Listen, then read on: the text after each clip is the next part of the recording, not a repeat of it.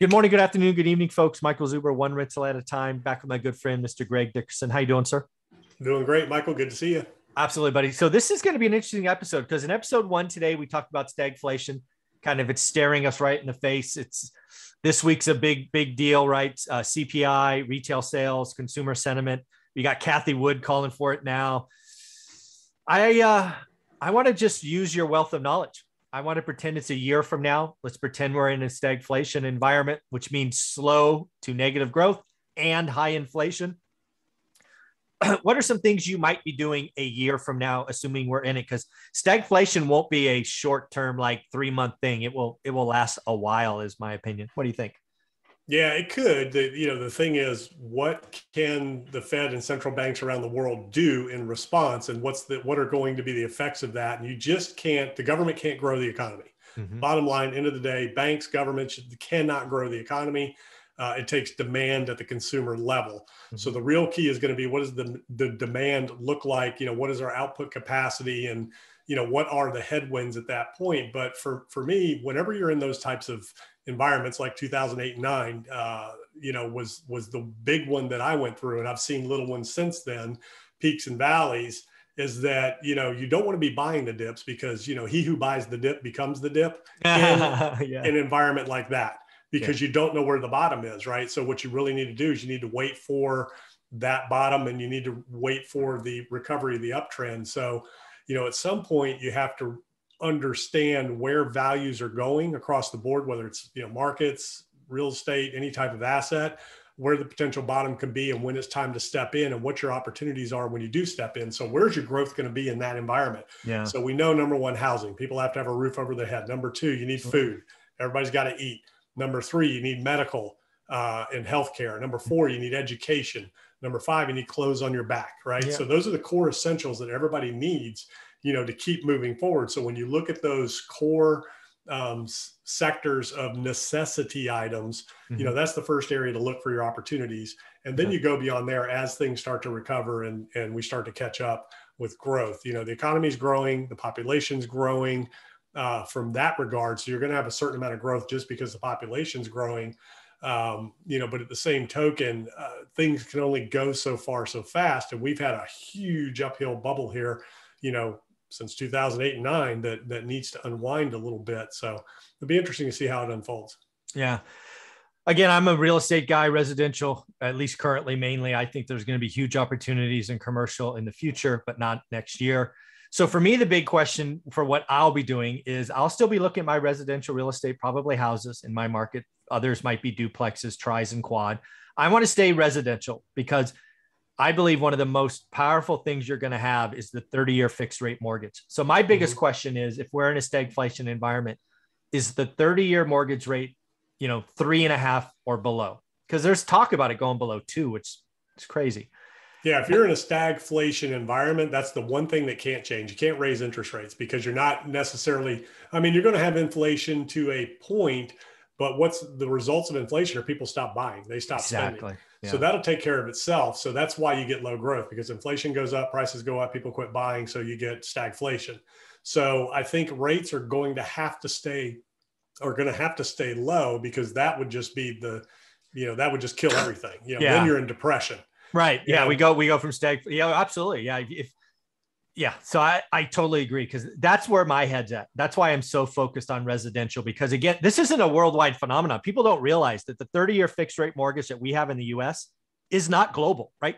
If you go north to Canada, they do 5 years, their longest fixed rate period. I personally would not be buying a property today. Yeah, but some countries do 40 and 50 years. True. So, No, yeah, it goes both ways. Yeah. it's all across the board. Now, here's something that's really interesting, about all of this and where this could potentially go. So we've talked about MMT, modern monetary theory, on here a little bit, We here and have. there, essentially, which is, governments don't have to balance their budget like we do. Yep. They have unlimited spending capacity, because they create the currency that is the reserve currency of the world.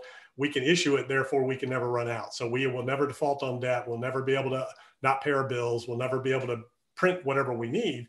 So here's the interesting thing. A lot of people, are crying out right now because of all the money that's been created and put into the economy in the last year.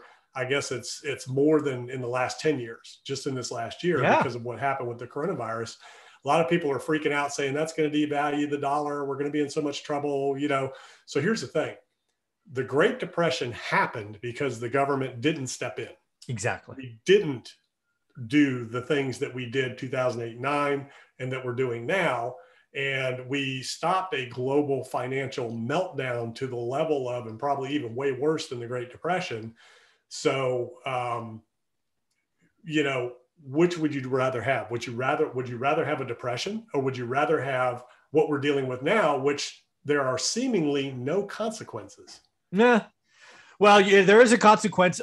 It's harder to get on the property ladder, right? It's harder to become an owner today, I think, is one of the consequences people are pointing out. And that's true, right? The down payment required is larger today. It's a percentage of income. It's up there. But yeah, if you're a young millennial, whatnot, getting a Gen Z, getting into the stock market, you're clearly buying at a peak, right? If you're doing your 401ks, there are, buying at the top can be risky, right? But back to what I'm thinking about for next year, given stagflation, we're in it a year at this point. If rates stay under 3.5, which I think we both agree they would, because if they raised rates, would be done. It's got to stay under 4. I don't see it getting over 4 anytime soon, because that will kill the real estate market. So again, if I'm in that environment, I can still get 30-year fixed rate debt, or because again, I think one of the outcomes of this could be the introduction of a 40-year mortgage. It just, right. Anyways. So the other thing I'm going to be looking at is rent. Rent has been skyrocketing, and I think rent continues to increase. So if I can get 30-year fixed rate debt, make sure it cash flows day one, I can hold for a decade. The 70s are an example. I just looked this up yesterday. So we talked more about the 70s because of inflation, right? It was the one decade where rates went up. And the styles are coming back. Your shirt, that was hot in the 70s, man. Yes. Thank you very much. That was awesome. Good call. But what happened was, so housing went up 100%, 106. Incomes went up 88. I just saw this. Rent went up 125%. Wow. Yeah. So again, if I can buy a rental, cash flows day one, I can hold it with fixed rate debt so my payments don't move, and rents go up 125% in a decade, I'm feeling. Yeah, you're in good shape. You can't count on that. No, you can't put your business plan based on that. It needs to cash flow from day one. Day one. Yeah. And if you get the rent increase, great. You got some upside. Even if you don't get appreciation, even if the asset depreciates and devalues, you still have income. That's what's great about real estate. Yeah. What I use the analogy of economic Armageddon. If we have economic Armageddon, which we were facing in 2008-9, we faced with the pandemic. Let's say the dollar is worthless. There is, it's just whatever. If you have housing, you have something of value that people need that you can exchange for. So at the end of the day, property is what the wealth of the world was built upon at one point. It's all about how much property you had. Yeah. And so if everything else is worth nothing, property is going to be worth something, because people need access to property for different reasons, for living, home, shelter, and all that. But, the key to that whole thing is, it also is, financing is really irrelevant too. You can get owner finance deals. You can do lease options. You can do master leases. So there's a lot of creative ways that you can get into real estate as well, and take advantage of it, especially at the single family level. So, it's not just the interest rates, but that's creating an opportunity like we've never seen before. And rents are not going to continue to go up. It's hyper local, it's certain markets, and, it's up and down. So you got to be careful there. Yeah. The last thing I want to talk about is there was, let me see if I actually have my notes from this morning. I do. There's some economic person, Peter Bookvar, whatever. He's basically saying we're in a housing bubble because of the Fed. And his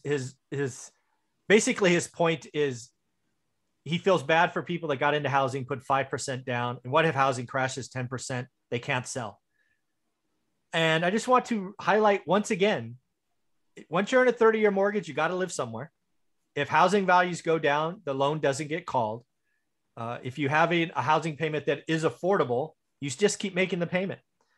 And that's why it's important to cash flow day one, right? So again, just because values fall in a single family residential loan in the US, it doesn't mean you have to sell, right? Yeah, absolutely. It doesn't mean you have to. Now, certain loans that can put you in what's called technical default, when the value falls below a certain level and, your financial circumstances change, things like that. But generally the banks aren't going to come knocking on your door as long as you're making the payments. Now, in 2008 and 9, banks were calling loans on certain properties, and especially commercial and development and things like that were not in default. They were just saying, hey, well, we want you to pay this off. Yeah. Pay it off or bring more money to the table. Again, that's why I'm not touching commercial because again, I think rates will be up higher in a decade than they are now. But again, if you buy a house, you got to live somewhere. I think rents are going up. I think being on the property ladder is going to be more important, not less important this decade. But yeah, folks, people that don't know real estate shouldn't talk about it. If you in a 30-year fixed rate mortgage and your property value goes down 5, 10, even 50%, it doesn't mean you have to sell. The reason we had last crash is because people were in adjustable rate mortgages and their mortgages adjusted and then they couldn't afford them. And then they sold. That was a big blow up. So, well, that, a lot of it was strategic default. They were just like, I don't want to make this payment. I'm not going down that road. We've lost value in the house. I any money I put into it's going to be lost money. So people were just walking away from them. And in my market, vacation rental houses, they were selling all of the furnishings in the houses and then leaving them and turning them back over to the banks. So yeah, crazy. It's really interesting, and it's a different environment now. But I do think psychologically, a lot of people are counting on that as their wealth, as their net worth and things like that. And I think psychologically it does something to you if all of a sudden you've put $100,000 down on a house and it's worth, half as much as you paid for it and your down payment's gone. That will affect people's decisions and lifestyles moving forward. So when you lose all your equity and your down payment, that will change your perspective and how you live your life. That will change behavior. Absolutely. No at the consumer level. So what I mean is there will be repercussions in the economy if we have an incident and housing, crashes 20, 25, 50% across the country. Yeah, absolutely. Again, we're not calling for it, but yes, there will definitely be ramifications. So do me a favor, Greg, how can people follow you, get part of your world? GregDickerson.com. All my info is there. YouTube channel, podcast. You can find me there. Very cool. Thank you very much, buddy.